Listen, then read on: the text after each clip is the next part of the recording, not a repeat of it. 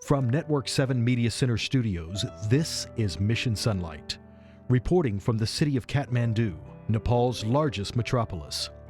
This 2,000-year-old city is home to some 2.5 million people. Kathmandu was built in an olden lake basin, drained for building the region's original village in a place that provided rich soil for growing the food of its inhabitants. Its strategic and physical location made it an important stop along the trade routes between India, Tibet, and China.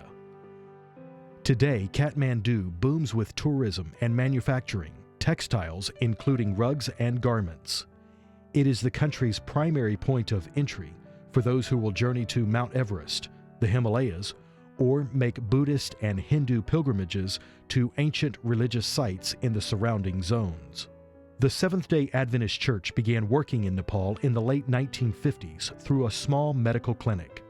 That little clinic is now known as Scheer Memorial Hospital, sprawling across this Bhaktapur campus. Dr. Stanley and Raylene Sturges and their children were the first Seventh-day Adventist medical missionaries to Nepal. They asked King Mahindra where they could be used the most, and they were sent to the village of Banapa. The Sturgeses began with just a small one-room clinic, caring for the immediate and urgent medical needs of the community. By 1960, they expanded into a 20-bed hospital. At that time, Scheer Memorial Hospital was the only hospital serving the 500,000 people of the district. Clifford Scheer, as a memorial to his parents, donated most of the money needed to build the hospital. That was the starting point through medical ministry. Then in 1992, organized mission work started in this country called the Himalayan region of Seventh-day Adventists. Today, the work here is under the Nepal section. The section has been divided into 75 districts. We have almost 9,000 members, but country's population is 27 millions almost. Compared to that population, our number is very small, but it's growing. Pastor Umesh reports that the two great needs are workers, both Bible workers and pastors, and for schools. Scattered around the region, including at Scheer Memorial Hospital, private schools run by laypersons have been set up, but there is no school owned and operated by the Seventh-day Adventist Church. Right now, one of the greatest need for our church in Nepal is to have a school, church-owned school. We need to have a school, the boarding set-up school, from where we can bring all our member children together and give them Adventist education. That is the greatest need. 2 Bible workers are currently reaching children and adults alike just outside of Kathmandu in the mountainous Lele region. Hirijana and Daya have made a commitment to their own people after someone shared with them the story of Jesus. Each week they meet here in this old building in one single room they rent for worship. It is perhaps the smallest Seventh-day Adventist church, but their dreams are big. My experience began in a difficult way. 20 years ago, I accepted Jesus as my Redeemer. My parents did not like it. I was treated badly and became discouraged.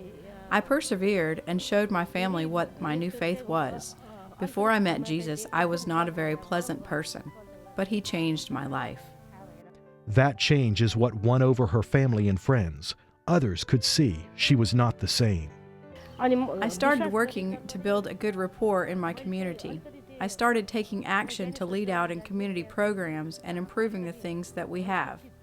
We have a village committee, and I have been voted the leader. We have various government programs to be completed, and people respect me as their leader and do what I ask, even though I am a Christian and I am a woman. That is what Jesus has done for me. Daya tells what has happened in her community since she was elected as a leader in the village of Lele. Because I behave different and have become friends with Hindus and Buddhists, I have been able to tell them about my beliefs, the truth as it is in Jesus. We now have 24 believers who meet and worship in our tiny little church room. My great desire is not only to have a church, because as you can see, our building is tiny and dangerous, but it is to have a school. Our school will help lead children to Jesus, and then we will grow rapidly in this region. Hirjana's experience was different than Daya's. Her dream is just as big. I accidentally became an Adventist Christian. My friends invited me to come to church. I did not know what a Christian was.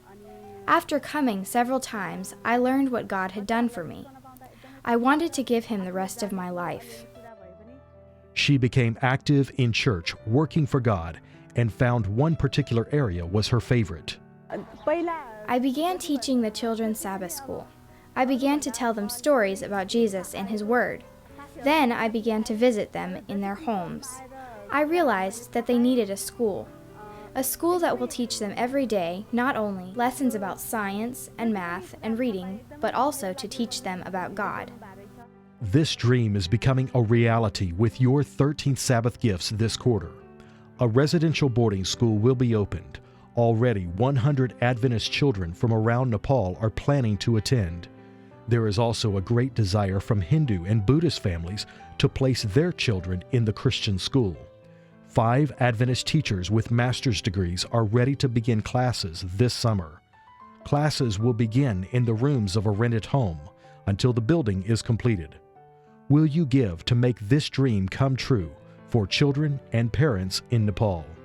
On behalf of Seventh-day Adventist Church Nepal, we would like to thank all our donors and well-wishers for opening their hands and giving 13th Sabbath offering for the God's work in Nepal. Uniting the Seventh-day Adventist Church through the global 13th Sabbath offering is the purpose of Mission Sunlight, reporting this week from the Kathmandu region of Nepal. Supporting the Seventh-day Adventist Church worldwide, we are the media missionaries of Network 7 Media Center.